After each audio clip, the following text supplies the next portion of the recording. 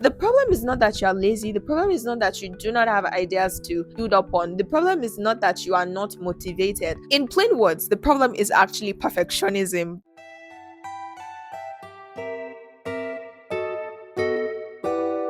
Hi, friend. Welcome back to my YouTube channel. Thank you so much for choosing to spend your time with me today. If you've never seen me before in this internet space, my name is Praise Victor, and I am a reflective storyteller who helps people make sense of their inner world in a way by sharing my story of becoming. Today's video is actually for people who care too much like me. If you are a content creator, if you are a thinker, if you are a writer, if you are just someone who loves to express themselves, but recently you've been finding it hard to express yourself, you have ideas, but you struggle with execution because you feel like whatever it is you are about to put out is not good enough or people would not understand it, keep watching this video because I also relate to that. I recently realized this about myself, that I actually struggle with this thing. I don't know if I would call it a productivity issue, but it delves down to my whole content creation process. So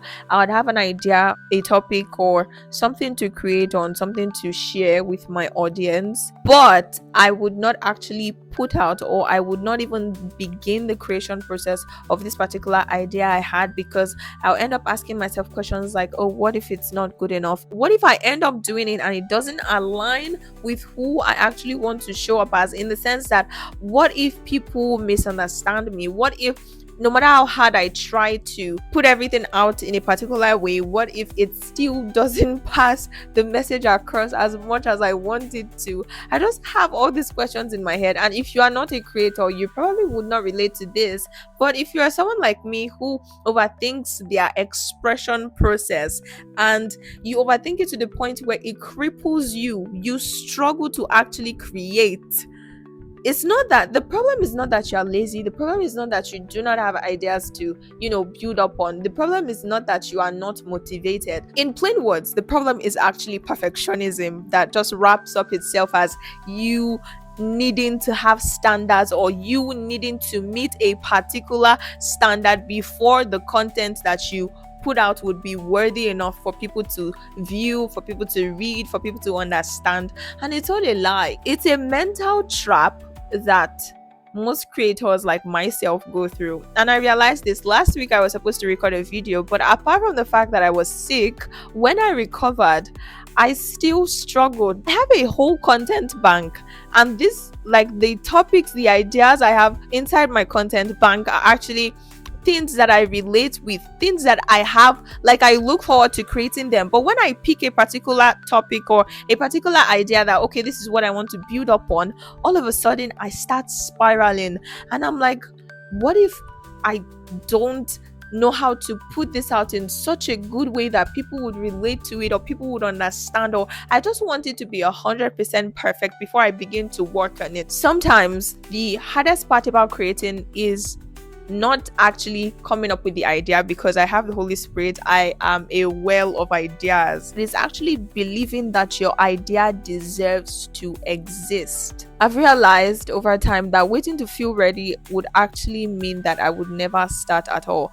And one mantra that I have decided to keep saying to myself, to keep moving, to actually help me do the thing that I want to do, is that there is no perfect version of my idea. There can only be an existing version of my idea. And if I do not take the first step to actually work on this idea, then it will never exist, and it would just be an idea, and nobody would read, nobody would watch, nobody would know, nobody would be able to relate.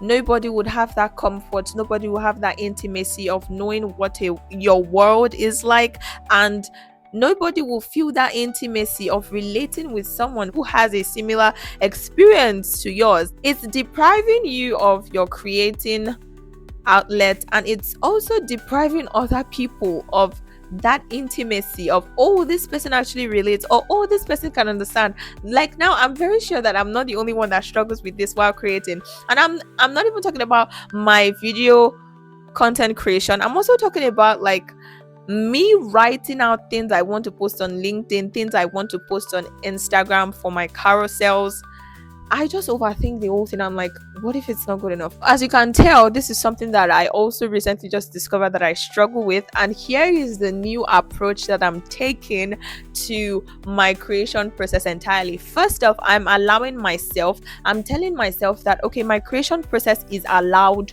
to be messy. I am allowing myself to be very imperfect, to be very disorganized in my whole creation process, because the truth is nobody actually sees the creation process. Everybody just sees the output. Nobody knows how much hours you spend editing your videos. Nobody knows how much hours or how much research you have to do to actually come up with those points that you have built up. Nobody knows the experiences you've had that would make whatever it is that you're sharing so authentic. Nobody knows the energy it takes for you to share that part of yourself or to be vulnerable. Nobody knows all these things. Everybody just sees the output and they're like, oh yeah, of course, that's good, I relate with that.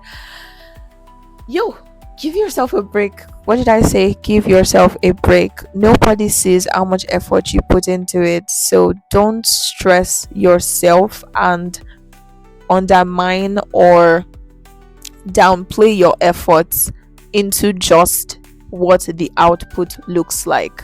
Acknowledge the hours you put into it. Acknowledge what the whole process, right from when you have the idea to what the first sentence you write down is, to the first sketch you have, to the first recording you make.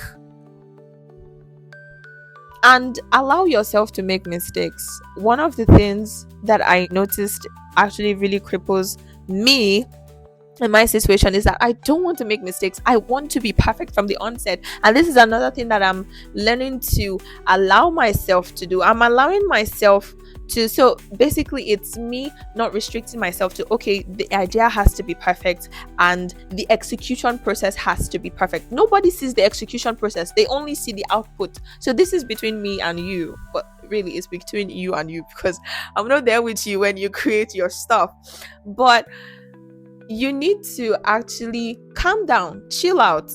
And I'm serious. I'm also telling myself to chill out, because my expectation for myself is that I expect myself to have the idea, to execute the idea, to make sure the execution or to make sure the output is excellent, to make sure everything is a perfect representation of myself and everything aligns with what I want it to align with my values and all of that. I want all of those things all at once, at the same time, at the conception stage when I just had the idea. And me thinking of all of that cripples me. It's like I'm trying to climb a staircase. Now where I walk, I have to walk the stairs multiple times a day. When I want to climb the stairs to go to do what I'm supposed to do, I do not overthink the whole staircase, like, oh my god, I have to climb this. I don't even count the number of stairs. I don't think that, oh, I have to like climb this number of stairs before I get to where I'm going.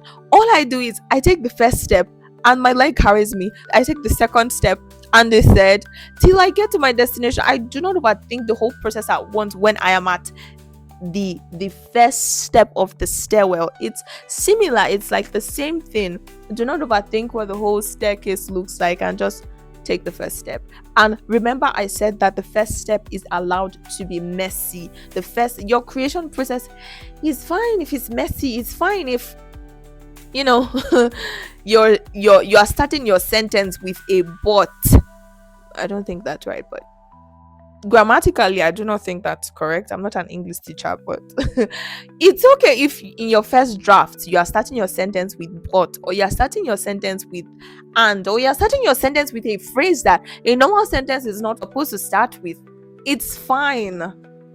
Another thing that I'm actually doing now that is helping me is actually making the beginning process so silly. Basically, what I'm trying to say is I approach my creation process from a very I shrink it down. I don't make it big. So instead of saying, oh, today I have to write out a blog post or write out a video script for my YouTube video, I don't write that on my to-do list. What I would now write is, okay, today I have to write one honest paragraph about how I feel concerning this particular matter that I want to talk about.